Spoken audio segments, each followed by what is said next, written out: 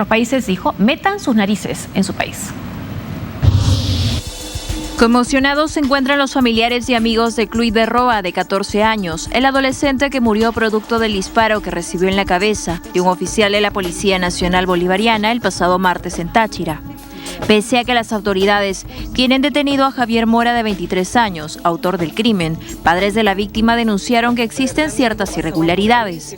Mi hijo no era chavista, mi hijo no era copellano, mi hijo no era eco, mi hijo era mi hijo y tenía muchas ilusiones en la vida. Tenía ilusiones de ser un profesional. Según el acta de defunción del joven, el crimen fue causado por arma de fuego, aunque no se especifica qué tipo. Esto contrasta con el reporte del eje de homicidios de la ciudad, que indica como evidencia incautada al oficial Javier Mora Ortiz una escopeta calibre 12 con 2 cartuchos con perdigones de goma. Y de verdad mi hijo pasaba por ahí, es un niño de 14 años, a 4 cuadras de su colegio, pasaba por ahí y hubo el alboroto. Y él fue el que llevó una bala. No fue ningún perdigono. Para muchos, es inverosímil que cartuchos con polietileno hirieran a las personas, por lo que se cree que en la actualidad los oficiales usan partículas de plomo en sus armas. Esto explicaría el origen de las heridas de gravedad en manifestantes durante las movilizaciones del año pasado. Según el Diario Nacional, otra de las contradicciones que presenta el caso es el testimonio del oficial implicado, que aseguró que usó el arma en su defensa. Sin embargo, testigos aseguran que el joven fue sacado por la fuerza y suplicó por su vida antes de recibir un disparo sobre la nuca. Mientras Mora Ortiz permanece detenido en el Centro Penitenciario de Occidente, organizaciones internacionales como Human Rights Watch continúan reclamando al gobierno de Nicolás Maduro cesar los abusos cometidos contra manifestantes opositores y liberar a presos políticos.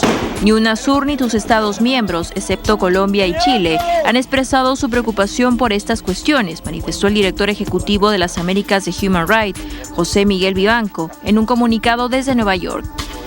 Aunque es evidente el deterioro político en el país, el presidente Nicolás Maduro ha llamado en las últimas horas a sus simpatizantes, los chavistas, a salir a las calles y apoyar a la Fuerza Armada Nacional Bolivariana, a detener a quienes intenten tomar el poder por la vía de la violencia. Esto en momentos en que su régimen se ve debilitado por la escasez de productos, que busca compensar con la firma de acuerdos con países vecinos como Trinidad y Tobago para dinamizar el intercambio de productos básicos como el papel higiénico, petróleo y asfalto. Golpista de la derecha opositora, apoyada por los...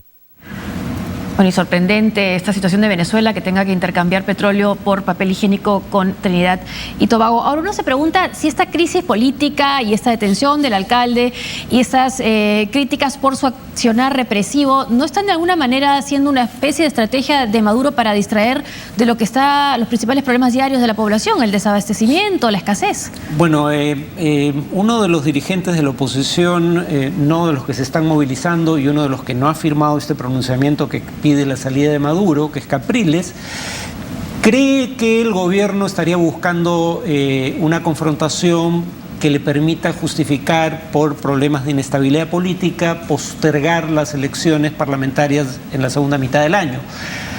Yo no tengo cómo saber si ese es o no el propósito del gobierno. Lo que sí me queda claro, y eso se demostró hace un año, es que si se va a la confrontación, quien tiene todas las de perder es la oposición. Claro, hace un año todavía el país estaba dividido prácticamente por la mitad. Hoy en día hay indicios de que el oficialismo ha perdido fuerza, según las encuestas. Curiosamente, la oposición no ha crecido significativamente, pero la oposición sigue siendo cerca de la mitad de la población. El apoyo por el oficialismo es el que se ha venido en picada. Sin embargo, habría que recordar que la fortaleza del oficialismo no estaba solo en el apoyo de la mitad o más, ¿no?, de la población, sino en que, siendo minoría, los sectores oficialistas están bien organizados y tienen una capacidad de movilización importante. Tienen a los sectores, a las fuerzas de seguridad del Estado, incluyendo al ejército, de su lado, y ahora autorizados a usar armas de fuego en las contra manifestantes.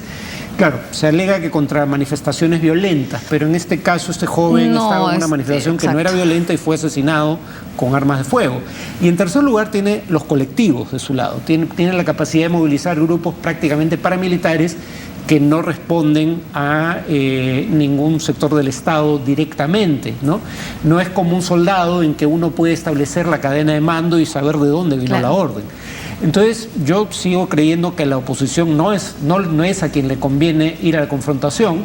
Un sector de la oposición parece creer lo contrario, que sí les conviene, y creo que probablemente están repitiendo el error de hace un año. Y es lo que se pregunta en la revista Semana y que tanto le ha molestado a Nicolás Maduro, ¿no? ¿Por qué si Nicolás Maduro está contra las cuerdas no cae en la lona? Bueno, el punto es quién lo tumba, ¿no? O sea, y claro, por eso él dice... La economía, los políticos... quieren fomentar un golpe de Estado. Digamos, algunas agencias de inteligencia privadas como Stratfor, que suele estar bien informada porque casi siempre contrata gente que hasta la víspera era miembro de los servicios públicos de inteligencia estadounidenses, alegan de que efectivamente hay sectores de las Fuerzas Armadas que no descartan la posibilidad de un golpe. Y ha habido renuncias recientemente de militares de alto rango, uno de los cuales era jefe de seguridad en su momento del presidente Hugo Chávez, que ha terminado en Estados Unidos testificando contra el gobierno. Entonces, que hay, digamos, movimientos en las Fuerzas Armadas es más o menos obvio. Que eso sea algo organizado en connivencia con sectores de la oposición es lo que no queda claro. Habría que recordar que hoy en día todo el alto mando ha sido nombrado bajo este régimen. Nadie queda del alto mando previo al chavismo. Claro. Entonces, si hay un golpe, sería dentro de sus propias fuerzas. Y aunque, claro, aunque es cuestionable si actúa dentro de la legalidad Nicolás Maduro con esta captación de los poderes del Estado, que difícil hablar de independencia del Poder Judicial o el Parlamento incluso. Dentro de la legalidad de la Constitución venezolana, ¿qué salidas tienen que no sea la salida que se planteó el año pasado, ¿no?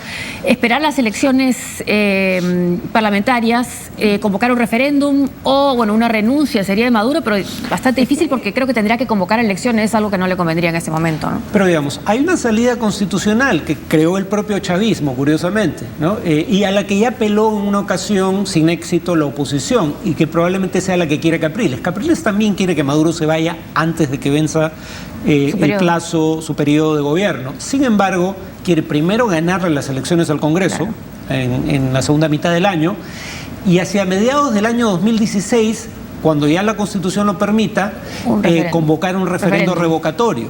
En donde obviamente bajo las actuales circunstancias el gobierno sería vulnerable. Que todo indica que va... Y podría perder. Perder, ¿no? Sí, hubo una entrevista más temprano de Cristiana Mampur, me comentaste que también la viste, la presentadora, reportera famosa CNN, a la mujer de Leopoldo López, y comenzó diciendo, bueno, Venezuela está al borde, en inglés, ¿no? Al borde de un ataque de nervios, ¿no? Por la situación de tensión en la que se está viendo también desde fuera, ¿no? Pero es que además, bien visto, yo creo que al propio gobierno le convendría, justo ahora que tiene que tomar decisiones económicas que van a ser dolorosas para la mayoría de la población, este es el momento en que menos le conviene ir a la confrontación. Le convendría, al menos hasta donde yo puedo ver, tratar de subir al carro a sectores de la oposición para que esto aparezca no como una decisión del gobierno que afecta al pueblo y que puede alimentar a la oposición, sino una decisión que atañe a todas las fuerzas políticas del país. Y deberían tener en mente claro, eso. Y sin embargo está apostando más bien por polarizar y reprimir, no a toda la oposición, pero sí al sector de la oposición que busca su salida por medios que hay que repetir no son constitucionales. Y deben tener el fantasma del Caracazo, ¿no? Que hirió ya de muerte el gobierno de Carlos Andrés Pérez, ¿no? Exacto, yo creo que ese es uno de sus temores. Principal temor, ¿no? Y otra pregunta que no hemos hecho también que me queda es, ¿por qué, siendo la crisis económica más aguda que el año pasado, las protestas da la impresión que no son tan multitudinarias o tantas? ¿Es por miedo? Puede ser. Bueno, muchos líderes de las protestas del año pasado están presos, ¿no? Sí. Tanto líderes políticos como líderes estudiantiles. Sí. 1, 2, esas protestas no lograron nada. Entonces la pregunta es, ¿qué garantiza que ahora logren lo que no lograron hace un año? Mi respuesta personal sería nada. Y en tercer lugar, esas protestas dieron lugar a la muerte de 47 personas, claro, ¿no? Y ahora un joven de 14. Sin lograr resultados. Sí. Entonces no parece claro que la protesta sea el medio, sobre todo de un año en que tienes elecciones a fin de año, con un mecanismo constitucional de expresar el descontento con ese rechazo. Statu quo. Claro. El presidente de Estados Unidos, Barack Obama, aseguró que seguirá en